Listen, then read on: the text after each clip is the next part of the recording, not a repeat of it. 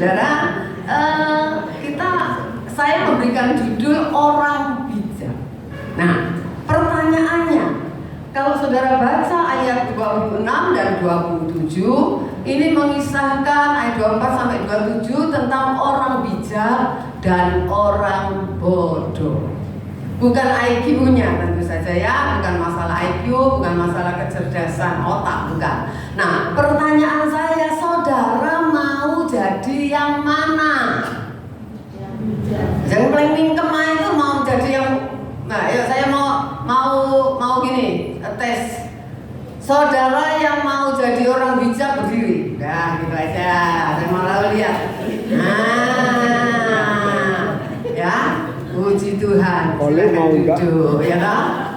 Berarti saya nggak salah kasih judul ini orang bijak. Semua yang hadir sekarang mau menjadi orang bijak. Puji Tuhan. Ya, saudara, kita harus mengerti pesan Tuhan. Dikatakan kalau kita baca ayat 24 sampai 27, ayat yang tidak asing, dikatakan orang bijak punya dasar di atas batu ketika dia membangun rumah. Orang bodoh ya membangun rumah dikatakan di atas pasir. Kalau saudara mau menjadi orang bijak, bagus pilihan. Memang pesan Tuhan Yesus gini, lakukan pilihan itu yang baik dan yang benar, karena setiap hari saudara dan saya diperhadapkan kepada yang namanya pilihan. Setuju? Ya, harus setuju. Tidak bisa enggak memang ya saudara. Nah, suka atau enggak suka, saudara dan saya itu menghadapi yang namanya pilihan. Mau jujur atau enggak jujur, saudara, tetap kita, maksudnya saudara enggak ada pilihan, tetap saudara, ya mau jujur atau enggak jujur, tetap ada pilihan. Nah, firman Tuhan katakan orang kalau milih yang buruk namanya bodoh. Loh, aja serentak. Tadi kan yang bijak. Orang kalau milih yang buruk namanya bodoh. Sesuai ayat ini, ya. Sesuai ini. Oh, aku udah bodoh. Ya, pokoknya terserah saudara. Nah, sekarang kita akan belajar pada kesempatan ini, saudara. Orang bijak itu punya ciri. Tipikal orang bijak itu seperti apa? Tadi semua sudah berdiri, aku mau jadi orang bijak. Yes, termasuk saya karena saya berdiri. Ya, kita semua mau menjadi orang bijak. Nah, sekarang kita akan introspeksi diri kita, enggak usah introspeksi orang lain karena kita juga tidak kebagusan gitu ya, saudaranya. Saudara, masing-masing kita memeriksa diri kita. Orang bijak, tipikal, tipe orang bijak itu seperti apa? Kalau kita semua mau menjadi orang bijak, nah kiranya tipe ini, ya, ciri ini juga ada di dalam kehidupan kita. Amin. Ya, saudara, yang pertama, orang bijak, dasar, landasan dari cara dia memilih di dalam hidupnya setiap hari, dasarnya selalu Kristus. Ya, dasarnya selalu Kristus. Sebab di dalam suratan yang lain, di dalam perjanjian baru, kalau saya tidak salah di Korintus, dikatanya batu karang itu ialah Kristus. Nah, orang bijak yang menjadi landasan, yang menjadi alasan kenapa dia milih itu, selalu dasarnya Kristus. Tuh, saudara. Jadi bukan hanya yang cocok di hatiku, nah, itu tidak cocok. Oh, bukan gitu. Orang bijak landasannya, alasannya, dasarnya Tuhan Yesus. Tidak boleh yang lain. Ya, ya saudara. Nah, karena dasarnya Kristus, firman Allah tadi saudara baca di ayat yang ke-25, kemudian turunlah hujan, datanglah banjir, lalu angin melanda rumah itu, tetapi rumah itu tidak roboh sebab didirikan di atas dasar yang benar, yaitu Kristus. Saudara yang setuju katakan amin. Amin. Jadi saudara, kalau saudara punya dasar kehidupan, dasar pilihan saudara, dasar alasan saudara adalah Kristus. Ketika saudara diterpa angin, ketika saudara diterpa hujan, ketika saudara diterpa banjir di dalam kehidupanmu, imanmu tidak akan roboh. Amin. Ada yang bilang amin? Imanmu tidak akan roboh, saudara. Kita melihat keadaan, situasi, kondisi yang kita alami hari-hari ini, saudara. Semua orang, termasuk yang paling kaya sekalipun, ya, semua berkata dan sadar bahwa keadaan hari-hari ini, keadaan sekarang ini tidak baik-baik saja. Amin. Tidak baik-baik saja dalam segala hal, saudara. Segala aspek, saudara. Orang mau kerja apa saja merasakan tidak baik-baik aja. Tidak seperti waktu-waktu yang dulu. Tetapi kita belajar lewat firman Tuhan. Kita diingatkan walaupun keadaan tidak baik-baik saja, asal landasan iman saudara benar, maka kita akan baik-baik saja. Saudara, jadi kita belajar, jadikan, saya tulis nggak ya? Oh sorry, nggak apa-apa, tulis sudah. Saya ini kadang-kadang kebablasan, sudah dimarah. Itu suratnya yang dia pilih selalu benar, kalau dasarnya Kristus. Kalau saudara punya dasar, alasan, landasan adalah Kristus, maka apa yang saudara pilih bukan hanya baik, tetapi pasti benar. Ya, saudara. Nah, kalau dasarnya Kristus, iman kita apa? Iman kita apa? Nggak akan roboh. Nggak akan roboh, saudara. Ya, saudara, jadikan Tuhan yang hebat itu sebagai dasar hidup kita. Bukan cuma dinyanyikan, bukan cuma ngomongin, tetapi jadikan Tuhan yang hebat itu, yang kita seringkali puji, Engkau luar biasa, Engkau hebat, Engkau dahsyat, apalagi Engkau maha kuasa. Oh, semuanya dah maha-maha semua. Ya, jadikan itu dasar kehidupan kita, saudara.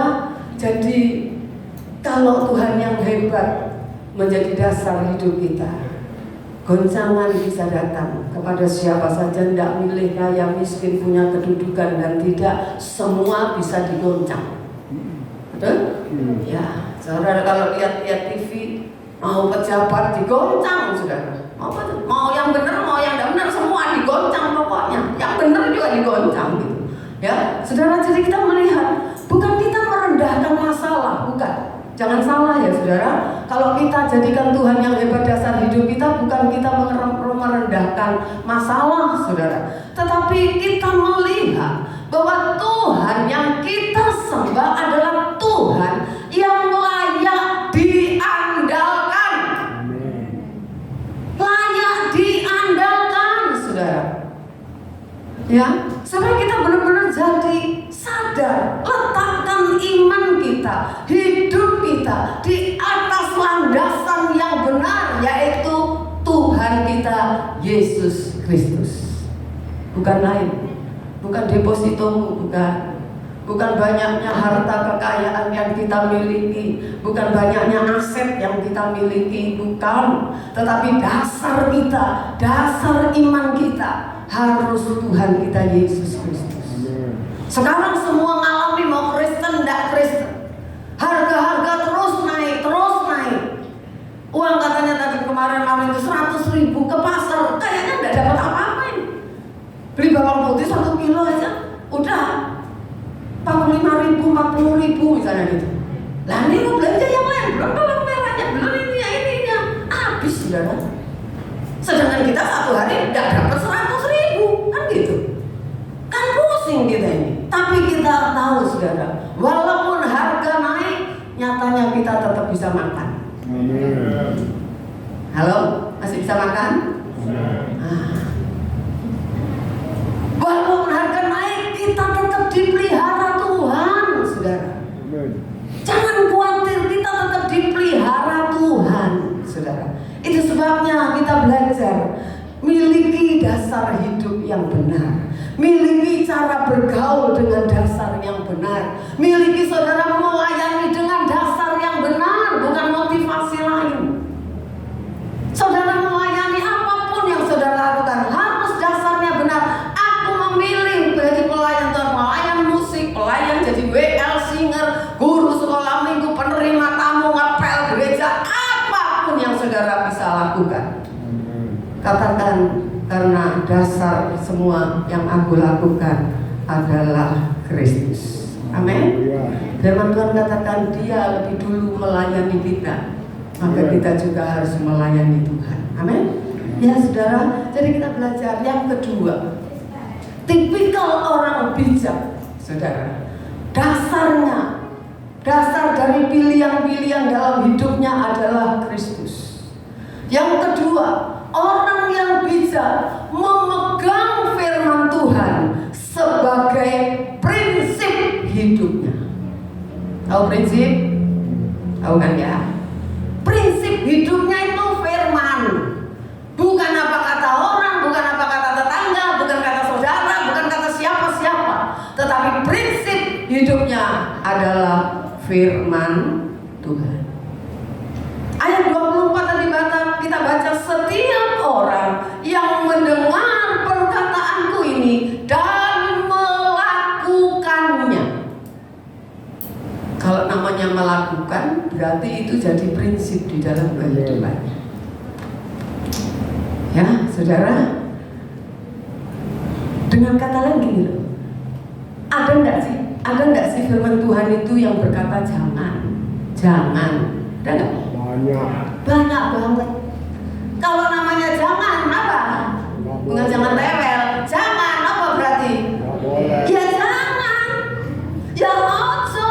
Gitu ya? Betul nggak? Ya jangan. Nggak boleh ditawar. Firman Tuhan itu bukan oh boleh iya, boleh tidak, nego. Tuhan bilang apa? Kalau iya katakan iya, kalau enggak gitu. Berarti kan punya prinsip, saudara. Nggak boleh berdiri di tengah antara yes or no. Bukan. Ya. Tetapi iya atau tidak. Jadi kalau ngomong jangan firman Tuhan, ya jangan disentuh, ya jangan dilakukan, saudara. Dengan cara dan alasan apapun. Amin. Kalau ngomong jangan mencuri, lapar boleh mencuri nggak? Nggak boleh. Dengan alasan apapun, ya saya terpaksa. Gimana anak-anak nggak makan? Ya terpaksa saya korupsi misalnya. Terpaksa saya bujuki orang. Itu namanya tidak memegang prinsip, meskipun secara alasan orang mungkin ketika dicuri ayamnya bilang ya saudara. Nah, mungkin bisa begitu ya. Tetapi di hadapan Tuhan kita tetap salah. Ya, nggak ada alasan apapun dengan cara apapun. Meskipun orang luar mungkin berkata normal sebagai orang tua, mana tega lihat anak-anaknya nggak makan, mana tega. Ya jadi terpaksa lah. Ya nyopet misalnya. Apa saja? Nggak ada, saudara. Tuh firman Tuhan nggak ada yang membenarkan itu. Nggak ada yang membenarkan, saudara. Ya, saudara. Jadi kita belajar, saudara. Ya, apapun yang terjadi, pegang prinsip firman. Amen. Saudara lagi digoncang, saudara lagi masalah alami, saudara tetap pegang firman. Pegang firman. Apapun yang terjadi kita tetap berkata, enggak, aku mau tetap pegang firman Tuhan. Prinsip hidupku, aku harus pegang firman Tuhan. Coba buka Daniel pasalnya yang pertama.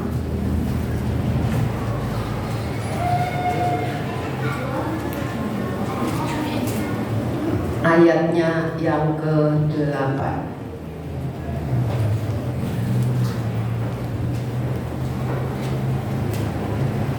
ayat 8. Daniel 1 ayat 8. Catat ya, sudah? Yuk, 2, 3.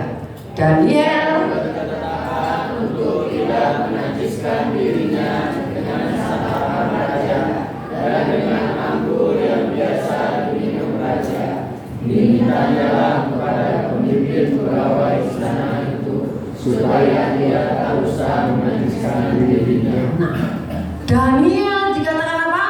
Berketetapan. Hatinya itu loh, apapun aku harus pegang firman. Itu ketetapan hati, saudara. Misalnya saudara, apapun aku harus ke gereja. Itu ketetapan. Itu prinsip, saudara. Ya, itu prinsip. Ya.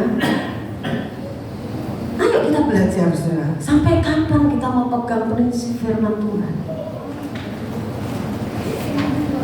Ya, pegang prinsip. Meskipun lesat, saudara, makanannya raja kira-kira jangan kangkung gitu, enggak lah. Enggak, saudara. Makanan raja itu pasti lesat, pasti hauze, ya loh, pasti, saudara. Mungkin dia enggak pernah makan makanan raja, dia enggak pernah makan, dia orang tawanan, saudara. Benar dong? Tawanan. Kalau dia makanan enak, langsung nih perut bunyi, ya kan, saudara. Wah, ini kalau bisa di full tank, kan gitu ya. Nah. Tapi dikatakan Daniel menolak, nggak pungno, nggak, pungno, mumpung ono, mumpung enak, mumpung ono, enggak. Kapan lagi kan gitu ya? Cuma sekali ini kan gitu, saudara. Enggak. Daniel punya ketetapan. Saudara dan saya itu juga mesti belajar juga punya ketetapan. Menjaga kesehatan, betul nggak? Jangan pernah mumpung gratis, ini 1 ekor buat aku katanya suruh habisin, katanya. Kan nggak tahu aku tunggu. 1 ekor biasanya masih mangan aku oleh cekerin, bendase, gulune arek-arek sing mangan, sing akeh dagingnya, ya mungkin. Bukan. Punya prinsip. Loh, saudara, menjaga kesehatan itu juga prinsip firman. Halo? Iya, saudara. Akhirnya lihat Daniel tetap menolak. Kadang-kadang kita ini juga di dalam hidup ini, saudara, harus nunggu jawaban. Halo? Saudara, saya percaya saudara punya banyak pergumulan doa yang saudara ingin jawaban dari Tuhan. Ya, kalau harus nunggu jawaban, ikuti saja alurnya Tuhan. Tuhan bilang sabar. Tetap percaya. Meskipun nunggu itu semua paling tidak enak, ya kan? Nah, masa menunggu itu paling tidak enak. Kita kan maunya instan. Kalau doa apa? Cepat dijawab, kan gitu ya. Kalau suruh nunggu kadang-kadang kita tidak sabar, saudara ya. Ikuti saja, jangan suka komplain. Aku wis doa Tuhan, aku wis pelayanan, aku semua diajukan, saudara ya. Saudara komplain sama Tuhan. Coba kita belajar, ya. Tuhan itu, saudara, dengar. Tuhan itu kalau mau dicatat lebih besar dari pikiran kita. Amin. Tuhan itu lebih besar dari apa yang saudara dan saya pikirkan. Setuju? Ya. Tuhan itu lebih besar dari pikiran kita, bahkan dari apa yang kita pikirkan. Tetap percaya Tuhan pasti jawab. Amin. Tuhan pasti jawab, saudara. Persoalannya harus lewat proses ujiannya. Harus lewati proses ujiannya tetap. Nah, ini yang seringkali orang gak sabar, seringkali membuat orang gak percaya, saudara. Tuhan itu, saudara, menguji kita. Supaya apa sih? Supaya apa? Kita sudah belajar. Supaya apa, saudara? Anak-anak ini diuji supaya apa? Halo, yang sekolah diuji supaya apa? Naik tingkat, lulus. Jadi bilang lulus, ya karena dia pernah sekolah. Lulus, saudara.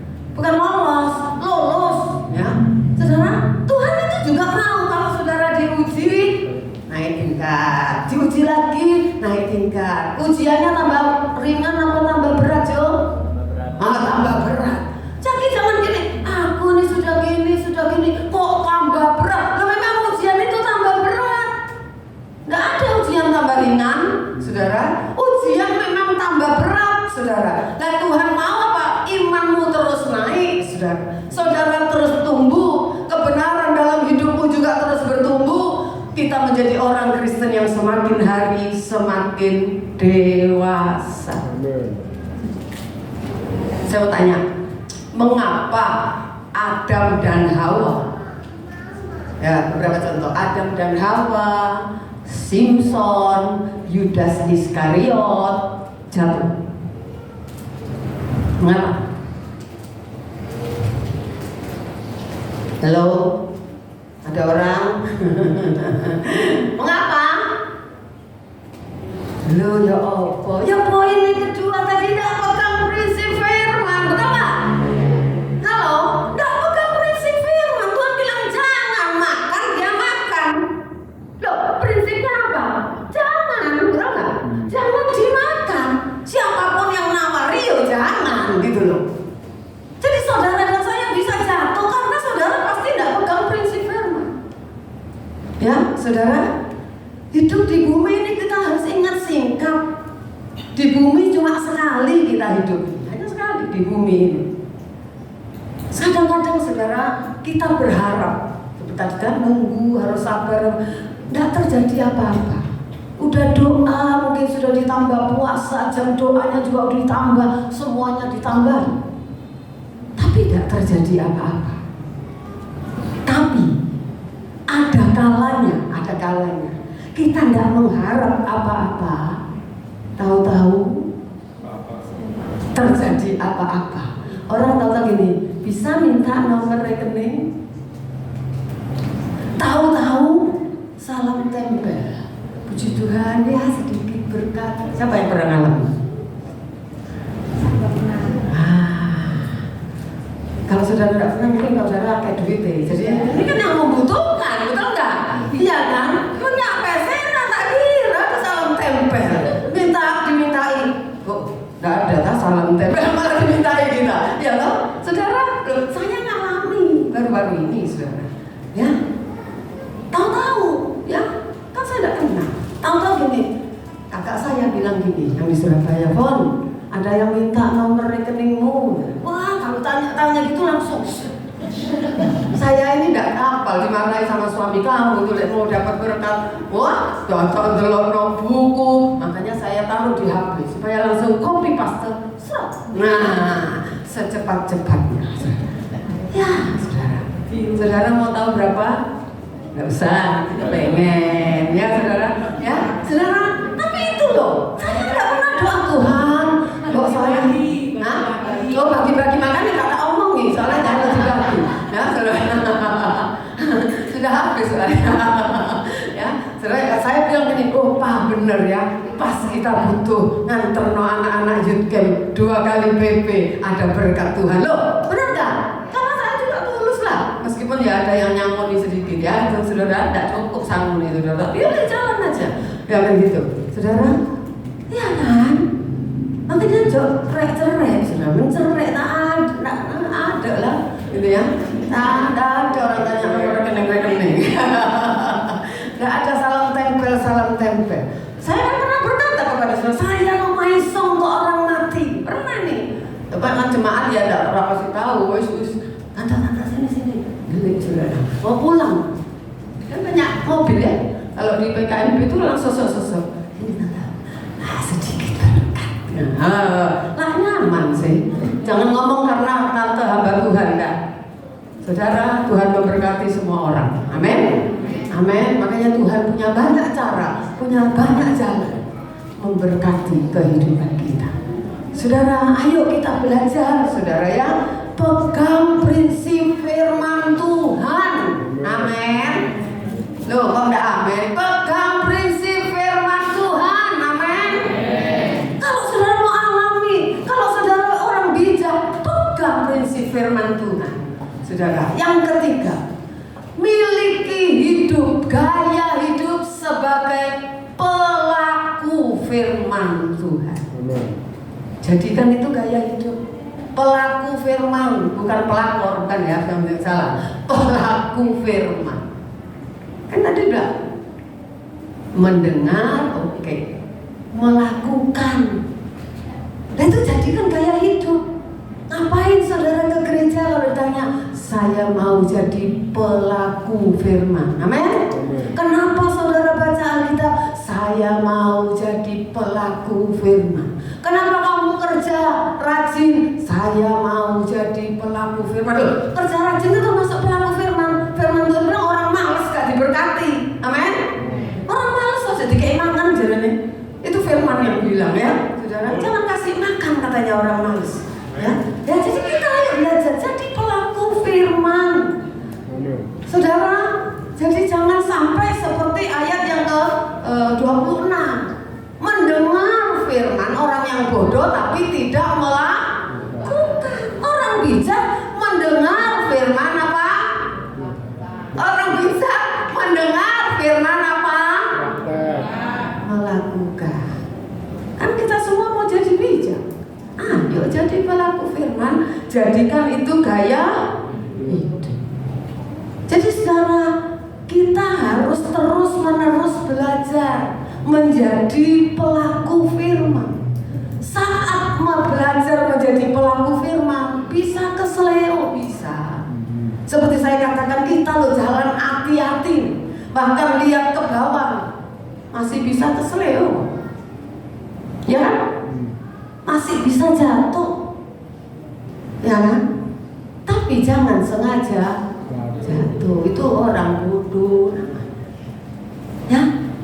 Tapi kalau kita sudah berusaha, aduh, salah tadi ya, kok ngomong gitu ya, keliru tadi, bisa kan?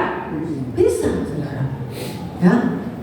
Saking semangatnya muncul kita bilang, oh, dasar kon kucing itu, nah ini kan gitu, saudara ya, kan? Nah, misal saudara ya, keperutut gitu loh ya saudara. Tapi ayo kita belajar saudara ya. Saat kita belajar firman Tuhan, kita bisa keseleo, kita bisa kepleset. Bahkan firman Tuhan katakan kan apa? Apabila ia jatuh, nah berarti jatuh, betul nggak? Tak sampai tergeletak ngeblak saudara ya. Gak sampai gitu. Karena apa dikatakan tangan Tuhan menopang hidupmu.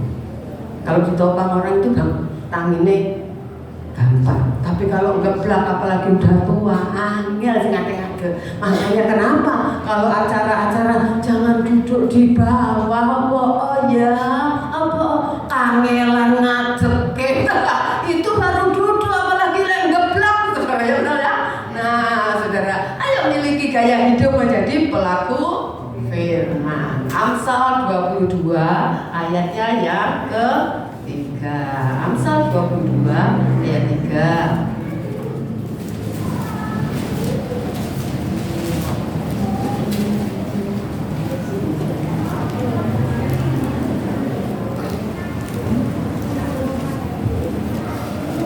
Dapat? Yuk, belum semua. Sudah? Yuk baca. 2, 3. Kalau orang bijak melihat malapetaka, bersembunyilah dia. Tetapi orang yang tak berpengalaman berjalan terus selalu celaka. Kalau melihat sesuatu, tidak bagus, nggak bagus. Nggak melok-melok, tak norok-norok, gitu ya. Nggak melok kamu sendiri jalan-jalan, bersembunyi katanya. Maksudnya itu tak norok-norok. Nggak ikut-ikutan. Tapi dikatakan apa? Tapi orang yang tak berpengalaman alias BODO berjalan terus lalu apa? Kena celaka. Orang bijak nggak akan sengaja berbuat dosa. Kalau tahu ini salah, oke, bisa salah. Nggak akan ngulangi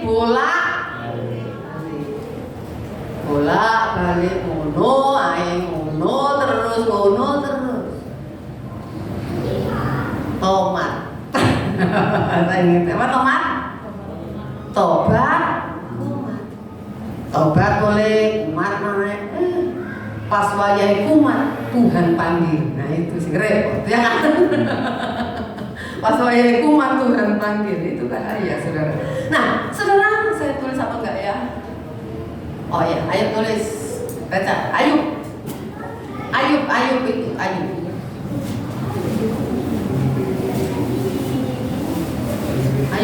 sebelumnya Mazmur, saudara.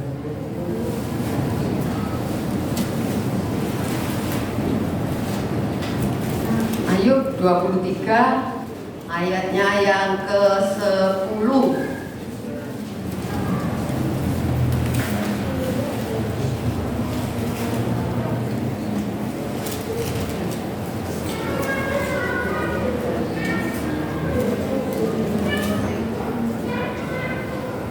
Dapat? Yo baca 2, 3 keras.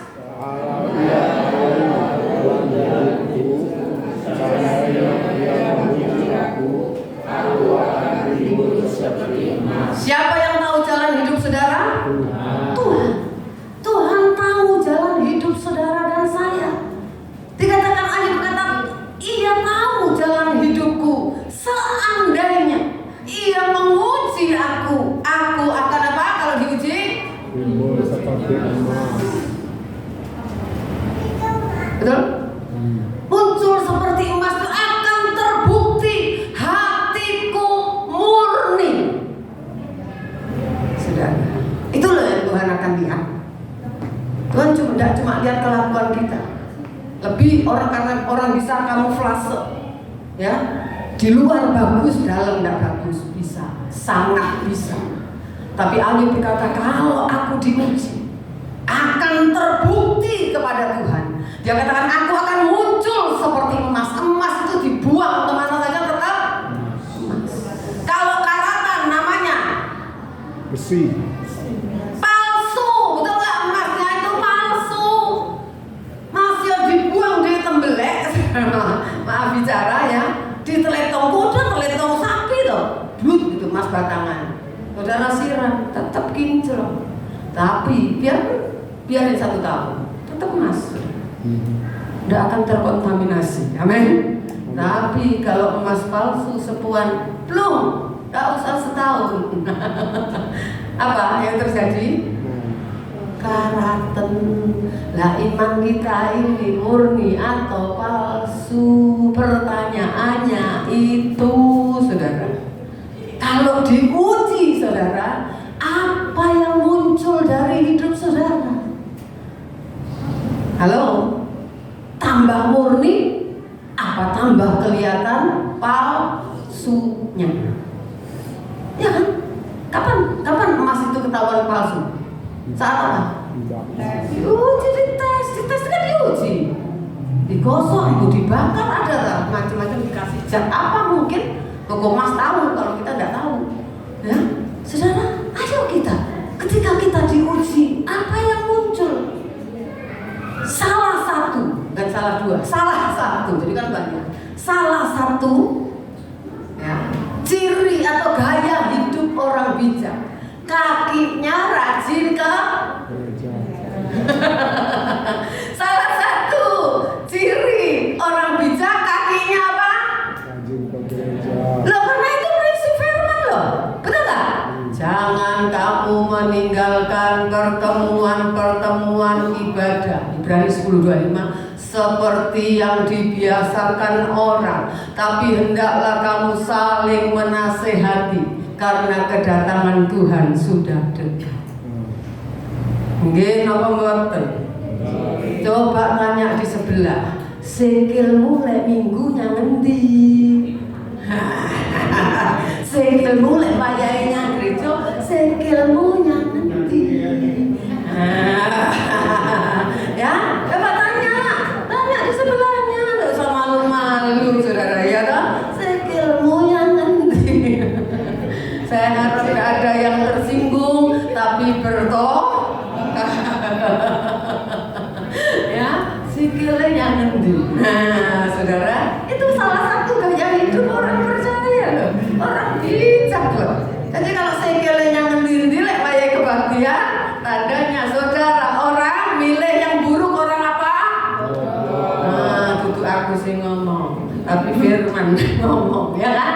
Ya, mendengar tapi tidak melakukan, itu namanya orang POD.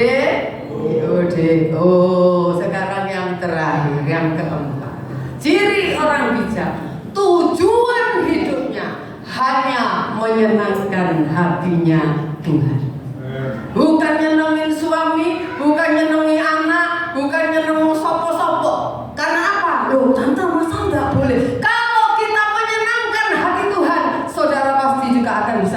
menyenangkan hati orang lain. Amin. Meskipun kadang orang juga tetap gak senang. Tuhan Yesus itu kan menyenangkan Bapa di surga, ya. Tapi ada orang benci gak? Oh banyak. Aja orang gak suka, banyak. Itu sebabnya perlu pegang prinsip firman. Bisa dibenci kita, bisa orang nggak suka. Dengan khotbah saya ini juga ada orang yang nggak suka mungkin. Tapi di sini enggak, itu di luar angkasa, ya saudara. Tujuan hidupnya hanya menyenangkan hati Tuhan, bukan menyenangkan diri sendiri. Ayo dibaca ayat yang juga sering dibaca, 1 Korintus 10 ayat 31.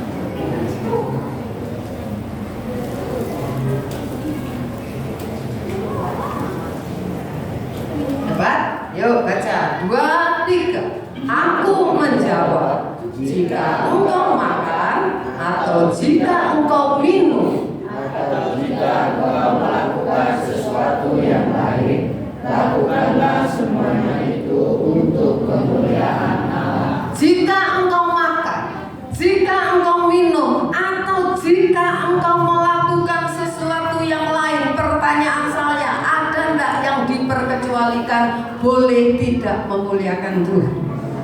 Hah? Ada enggak? Nggak ada. Sesuai ayat itu ada enggak? Makan, minum, atau melakukan segala sesuatu, semua yang lain. Ada enggak perkecualian? Nggak ada. Dan dengan kata lain, kalau saudara yang sekolah memuliakan Tuhan, jadi anak yang pintar, saudara, jadi anak yang berprestasi, itu namanya memuliakan Tuhan. Jangan sampai orang bilang, sekolah itu yang Kristen tadi kok bodoh ya, tak memuliakan Tuhan. Wah, kabeh bodoh orang Kristen tuh, saudara, tak memuliakan Tuhan. Ya, memuliakan Tuhan dalam segala hal. Saudara kuliah, yang kuliah, saudara bisnis harus memuliakan Tuhan. Kenapa di toko kita rame misalnya? Toko sebelah podo-podo dodolan nih, ya kan? Atau depannya tuh. Tapi di toko kita rame. Kalau kita tanya, kenapa Bu senang di toko situ? Oh iya, itu orang Kristen timbangannya benar. Di sana, bilangnya 1 kilo ditimbang rumah 9 on. Nah, itu bisa loh. Saya pernah saudara beli daging kalau nggak salah ya, timbang 1 kilo. Saya buat daging, ditimbang. Nggak berani, jangan. Loh, kenapa takut dia? Karena tahu timbangannya itu kurang, nggak berani. Saat mungkin dia benar timbangannya. Nggak berani, jangan gitu ya. Halo, jangan gitu, saudara. Saudara harus berbeda, amin. Muliakan Tuhan dengan apa? Saudara kalau barang naik mendingan gini, 1 kilo misalnya, kalau 1 kilo harus 10.000, dia 9.700 tekat. Tapi timbangannya kurang, sudah 10.000 aja. Percayalah, kalau kita bisa dipercaya, Tuhan itu akan berkati kita. Amin. Tidak akan kekurangan, saudara. Orang aja seneng loh belanja di kita karena jujur kita. Kalau ngomong KW, ya KW. Ada, maaf ya, kok Bandi pinjam ya, aku bingung. Saya contoh, Bu, ada yang nomor 1 kok Bandi. Ada tapi kayak KW 2, enggak, tapi kok Bandi ya, kok Bandi, enggak. Ini yang mahal ini. Nggak tahu saya regane piro, bubuk yang paling bagus berapa kok Bandi? Iya, enggak harganya misalnya yang ngawur wis tak pas dah. Hah? 20? Oh, 5.000 saudara. Habis 1 5.000. Ini kalau mau ini 5.000 tapi ya. Kalau mau KW 2 ada. Yang 4.000 mau cek larang nih. Ada 4.000 tapi campur sengkem. Lah kan ngomong betul enggak? Salah enggak kita? Lu kan terserah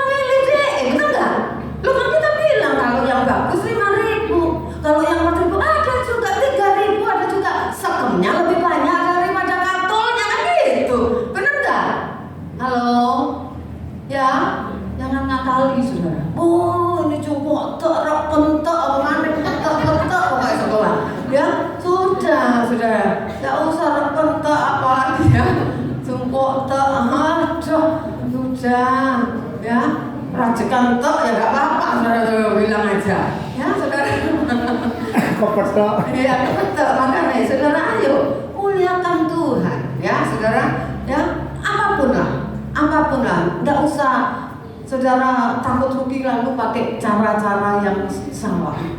Ya, pegang prinsip firman Tuhan. Kalau kita jujur, kita melakukan apa yang Tuhan kehendaki, Tuhan pasti berkati. Amin. Loh, kepercayaan itu sulit loh, betul? Coba kalau sama kantor toko, saudara ada orang ngapusi, saya pun tidak akan beli lagi ke situ. Meskipun baru sekali itu dihapusi misalnya. Saudara mau langganan? Mau. Aku tuku, aku gak jaluk, betul ya? Tuku, kok ngapusi, saudara? Betul ya? Ayo muliakan Tuhan lewat kehidupan kita. Saudara ingat apa tuh yang bunyinya 1 Korintus 6 ayat 20? Buka dah. 1 Korintus 6 ayat 20. Buka Alkitabmu. 1 Korintus 6 ayat 20. Muliakanlah Tuhan.